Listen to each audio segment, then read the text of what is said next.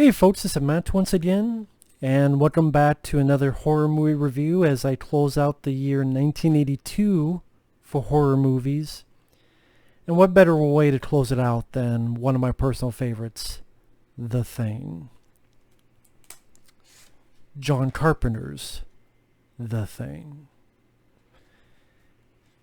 What more can you say about this movie that hasn't been said? I mean, I remember the first time I saw this, which is not always the case. There's a lot of movies that I don't remember a damn thing of how I first saw it. But this one, I remember getting the VHS tape. It was at this place that used to be a store called On Q. And you had videotapes, music, books, all this stuff. Great store. And I'm like, okay, I know Kurt Russell because at that time I knew him from like Tango and Cash, among others. But I'm like, what is this? The Thing? And what was great about the VHS, it didn't give anything away picture-wise.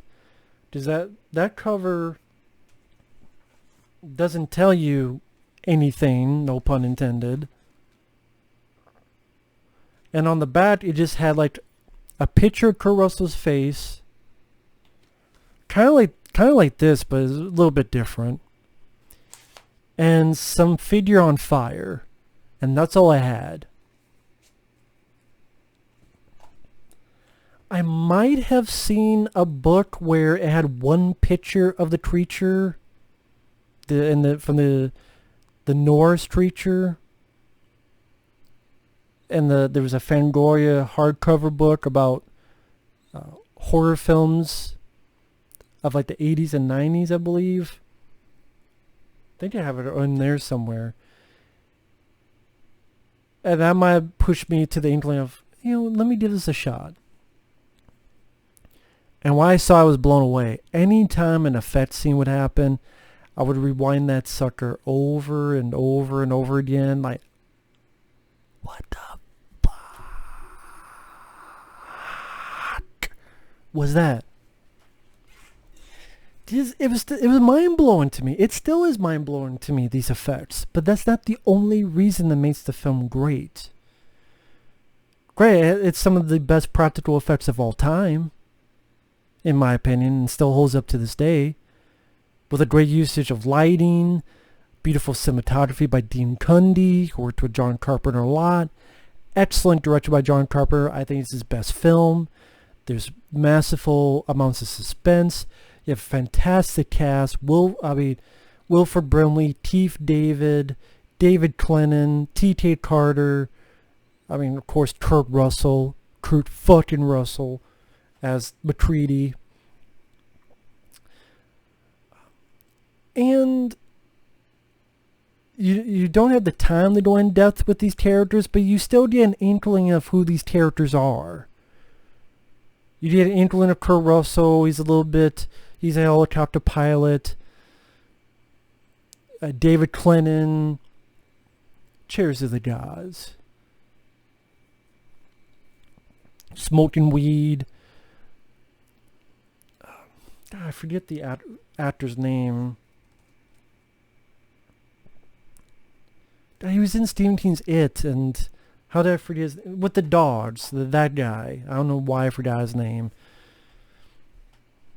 Wow, he's like more in tune with the dogs than he is with human beings. Richard Masur. But Richard Masur, Wilford Brimley, how he knows the situation, how dire it is, and that great scene. Don't you understand? That dog wanted to be us. Come on, you don't want to kill anybody. I'll kill you. And they knock him out. The Ennio Morricone with the definite John Carpenter vibe of the score, especially the main theme, so simple but so perfect in its simplicity. Bum, bum, ba, ba, ba. Dum, dum, bum, bum, ba. The way they shot it, it looked like it was cold as fuck. You bought into it hook, line, and sinker. It was just cold as fuck. And just that by the end you're like, yeah, this is a danger of, if the power was out. And this almost, even though a lot of it's on the outside, there's still a sense of claustrophobia because it's in this one camp and they can't really go anywhere. All the actors did a top-notch job. Of course, Keith David would later be in They Live. Wilford Brimley and a favorite of mine, Hard Target. I think David Clennon went on to do like Law and Order or something. I forget what show it was. Richard Masur, like I said, would be in Stephen King's It.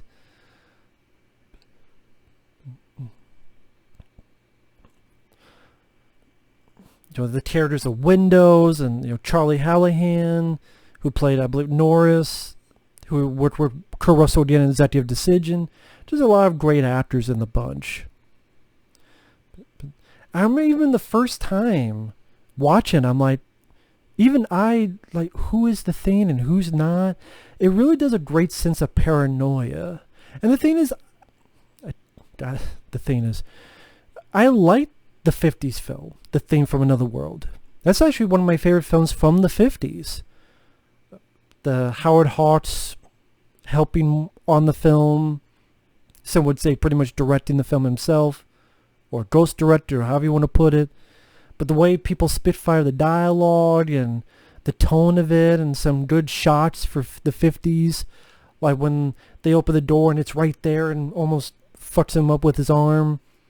The Thing from Another World is a classic. But I like that they did not want to copy and paste the film. They wanted to go back to the original story, Who Goes There? The original novella, which really dealt with the paranoia, and especially in this time where you get into stuff like AIDS. This new thing with blood and who had it and who didn't. And this is one of those things where the critics can suck my ball sacks, because people, I'll use it just to help my bullshit argument just because, but that's but I know that. But there are other people who live and die by critics on Rotten Tomatoes. If it's positive on Rotten Tomatoes, it must be good, and if it's poor on Rotten Tomatoes, it must be bad. And I'm thinking, if John Carpenter's The Thing, if there's a Rotten Tomatoes back in 1982, John Carpenter's The Thing would get like a 10% on Rotten Tomatoes, if that. It was one of the most hated films, critically reviled films, to a point that it almost destroyed John Carpenter's career.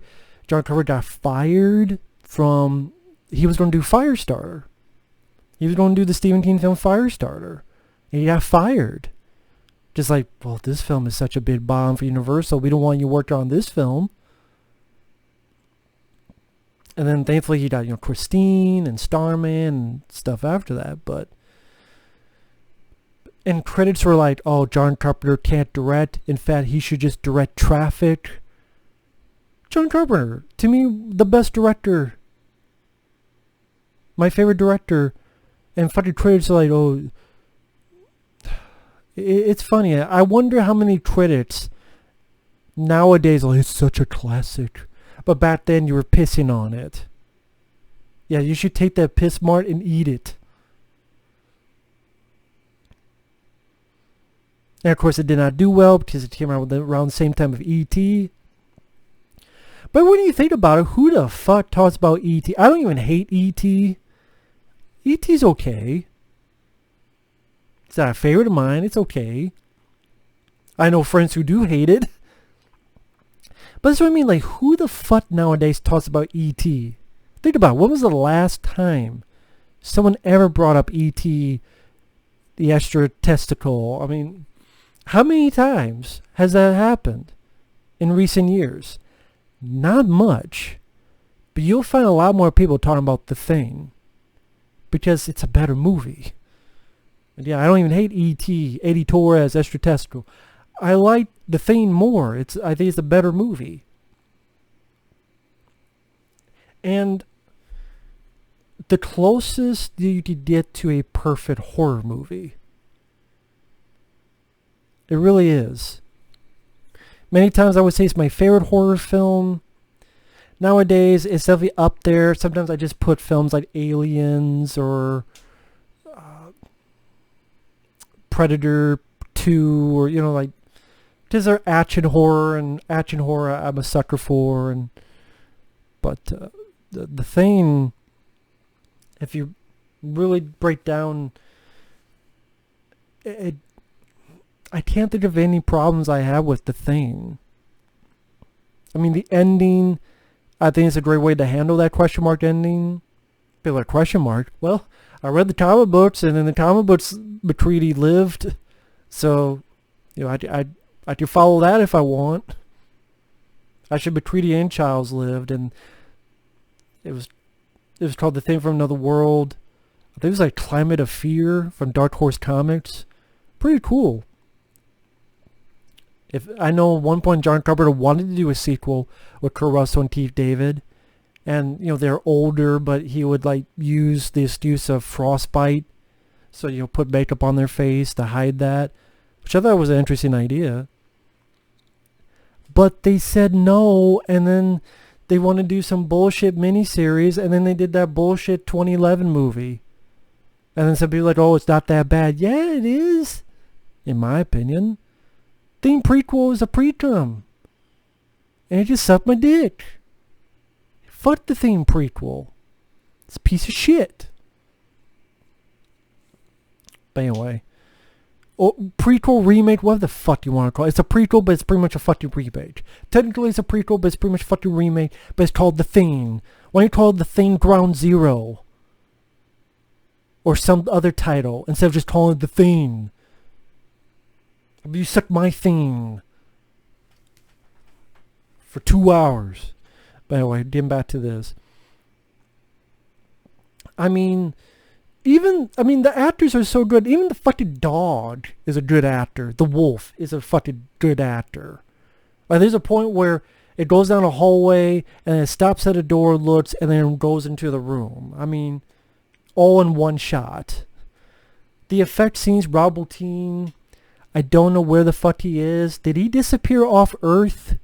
Because no one has like heard of the guy in years. The guy, I guess seriously, he must have just secluded himself. I don't know why. I'm sure there are people dying to ask him questions about, but at least you do have him for the old documentary, The Terror Takes Shape, which is on this, which is nice. In retrospect, I do have problems with this Blu-ray. I'll get into it now. Fuck it. It's a good Blu-ray, in a way. Just has a lot of features. But, number one, the picture quality has this weird blue to the film, which is not how the film was usually watched. But when I saw it on VHS and DVD and the first Blu-ray, which I keep for that reason, it didn't have this blue tint. Now when you watch a film it has a blue tint, and supposedly this was 2K stands supervised by DP Dean Cundy. That's why I kind of want to get the Arrow Video Blu-ray one day, because apparently that picture doesn't have the blue stuff. I mean, it didn't look bad with the blue look to the movie. It's just, that's not how many of us saw the film. I mean, maybe it was always intended to have this blue look to it, but it just came off as weird because, like, I've never seen this blue look to this movie before. Also, this commentary is edited by John Carpenter Russell. Do not throw away your DVD of John Carpenter's The Thing. I have this fucking DVD. Yeah, I do have the DVD. Do not throw that away, because there's even someone who did a comparison with the DVD commentary in this. There's certain things they like little snippets they cut out, which is weird. And I don't know if I can even remember the...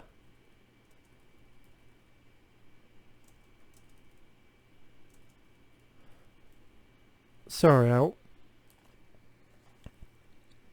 Because I didn't even know about this. Because I had not listened to the commentary in a while. But they're like, what the fuck?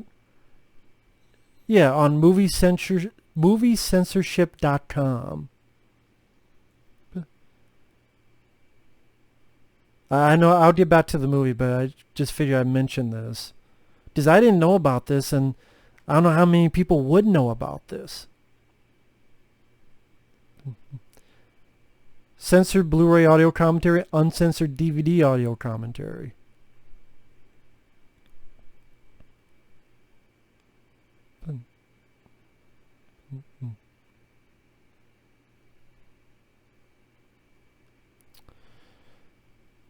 Like, for example,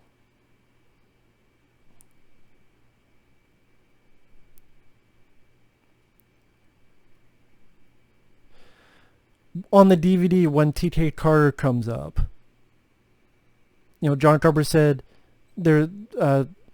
T.K. Carter's the guy who's sort of the cook, and he was on roller skates. John Carpenter is, Kurt Russell had one, he's a funny guy, T.K. And then John Carpenter had one, he was constantly worried if we're going to be if all of us were racist. Then Kurt Russell laughs. And John Carpenter's like, he was very, very worried about it.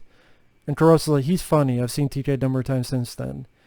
That whole thing about John Carpenter saying he was worried that we're going to be racist and Kurt Russell laughing, that's edited out of this Blu-ray. For some fucking reason.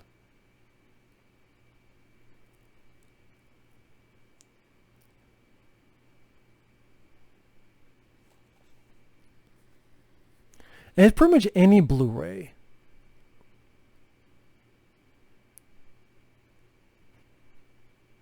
So the only way you need this old is if you had the old DVD, which thankfully I kept.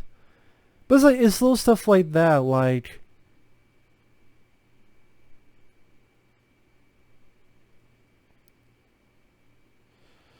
if John Carpenter clicked a lighter to smoke a cigarette, they cut that out. Lines like Kurt Russell going, is the AB smoke a little more politically correct in terms of being able to breathe it? Little jibes of that was cut out.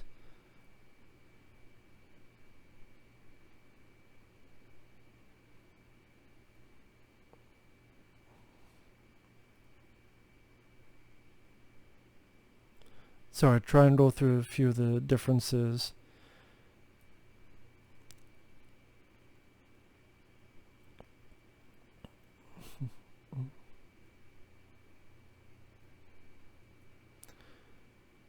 Oh, they're talking about the flamethrower, and John Carpenter says something like, I was always a little afraid of having an actor standing in front of me with those things. The flamethrower. Like, lines like that are cut out of the commentary. Anyway, I don't know why. Just look up moviecensorship.com or type in, like, movie censorship, the thing, commentary comparison. Like, I mean, it's just very strange. So, yeah. If you have that DVD from Universal, keep that DVD if you want the unedited commentary track. And Stream Factory didn't do it. I guess it was on the first Blu-ray when it came out. That original Blu-ray. And then Stream Factory, I guess Arrow Video, they got the Blu-ray, they got the commentary from that Blu-ray, not the DVD commentary. So, go figure. They probably didn't know about it either. But yeah, get back to the film. Sorry, I just had to mention those things. The effects, I mean, the set pieces with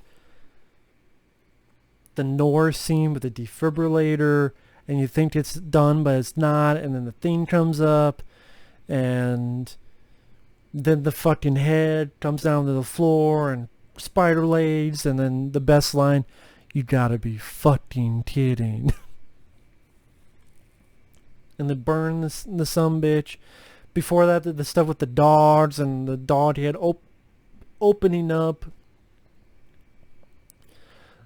It never bothered me that they had a flamethrower up there.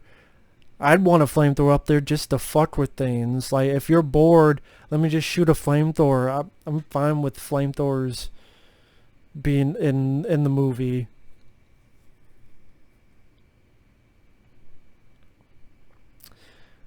Just to be like, why would they have flamethrowers? I'm fine with it. Never bothered me. The sequence, the thing. Wilford Brimley, his final form.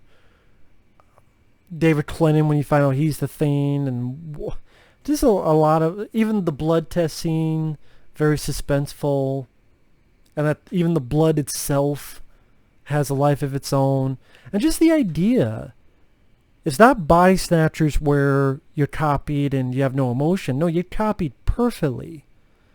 And it creates interesting questions, like, for the thing. Does it copy itself so perfectly that even it thinks it's human? Until some instinct deep down happens.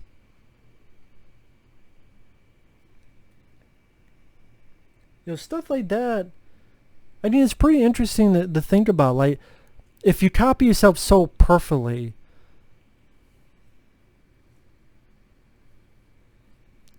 is it copying itself so perfectly that it's going to help this person, even though really it shouldn't, because of its, but it's going to help this other human against the thing.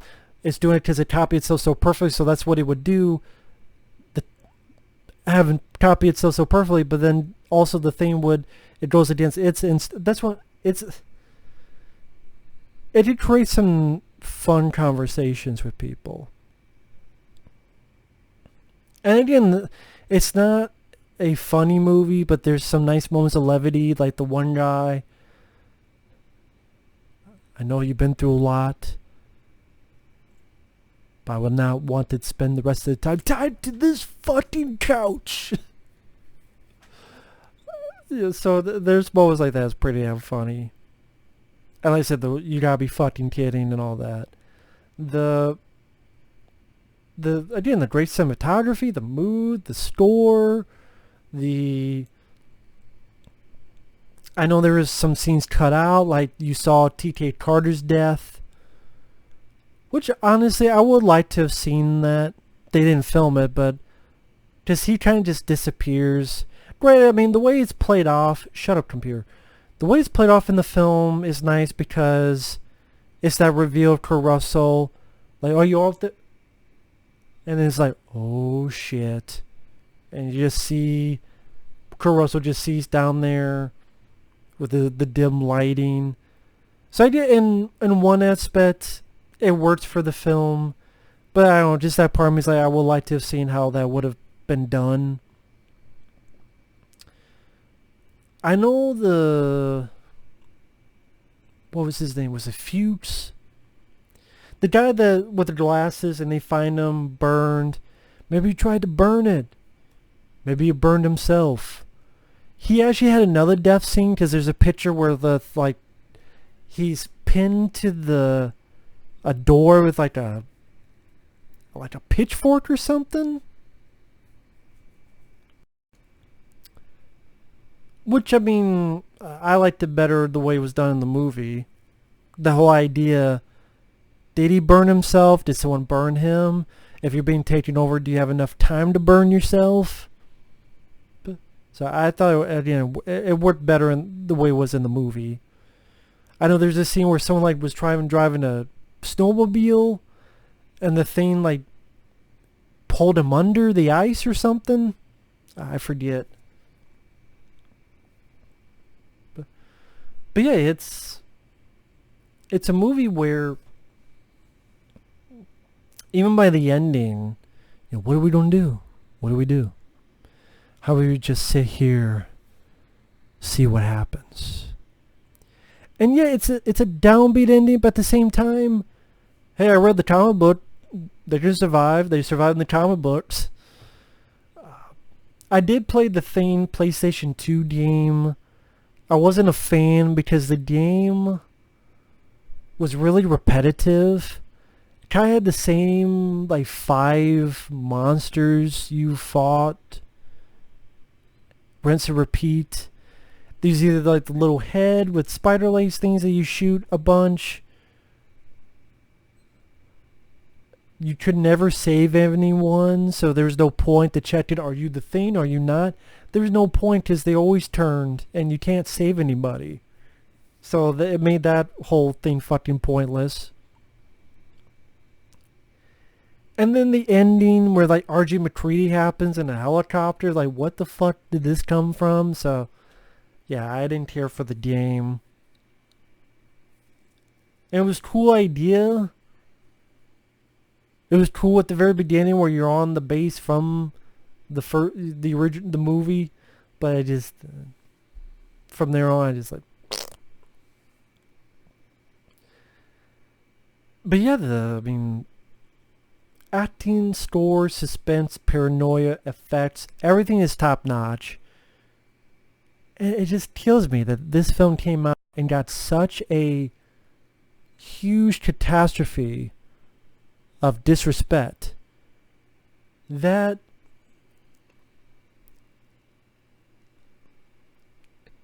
if this got the respect it deserved, I just imagine what John Carpenter would have gone to in the studio system. But at the same time, maybe we would not have gotten films like that was another studio, but Big Trouble in Little China, or They Live, or Starman, or stuff, if the thing was hugely successful. I don't know. But yeah, I don't know what else to say. This is an absolute classic in every way, shape, and form. And absolutely love this film to death. It's a fantastic movie. So thanks for watching. Take care. And we will see you later in another video. Bye-bye.